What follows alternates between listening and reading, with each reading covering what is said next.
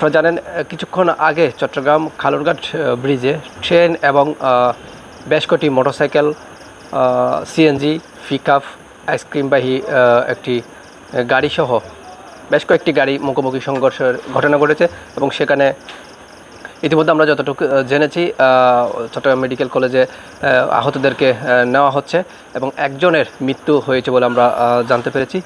এই যে দুর্ঘটনাটি সংঘটিত হয়েছে সেটি খুবই আসলে মর্মান্তিক। এখানে শিশু থেকে শুরু করে একেবারে মধ্যবয়সী, বৃদ্ধাবয়সী মানুষ পর্যন্ত যাত্রী হিসেবে ছিলেন।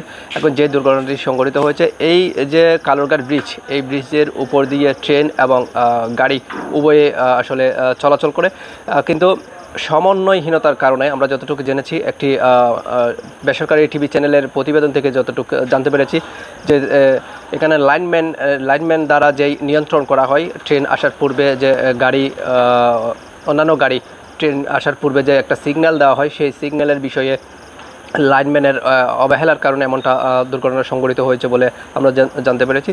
একেবারে বলা যায় এটি এমনভাবে সংঘটিত হয়েছে যে বাসায় আসলে প্রকাশ করার মতো কিছু নেই, বা প্রকাশ করার মতো বাসা খুঁজে পাচ্ছি না, এমনটা অবস্থা। একেবারেই খুবই মর্মান্তিক বিষয়। আমরা একটি ভিডিওতে দেখেছি, যদি ভিডিওগুলো লক্ষ্য করেন দেখবেন যে একটি শিশু কুলে নিয়ে আল্লাহু আকবার ধ্বনি দিয়ে একজন ব্যক্তি ওখানে হাঁটছেন এবং এই উদ্ধার কাজে, দুর্ঘটনা সংঘটিত হওয়ার পর থেকেই উদ্ধার কাজে ওখানে আমরা যতটুকু দেখেছি বা খবর নিয়ে জানতে পেরেছি, ফায়ার সার্ভিস, সেনাবাহিনী, পুলিশ এবং বিভিন্ন স্বেচ্ছাসেবী সংগঠন কাজ করছেন।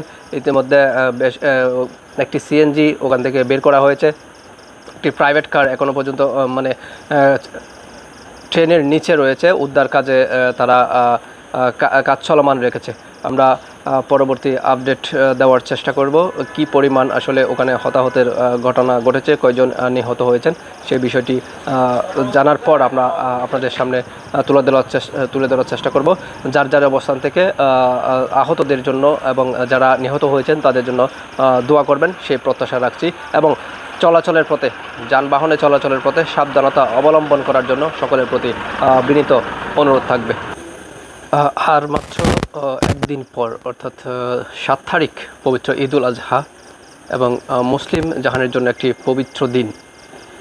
সেই দিনের আগেই আজকে এমন একটা মর্মান্তিক দুর্ঘটনা, আসলে খুবই কষ্টদায়ক এবং বেদনাদায়ক।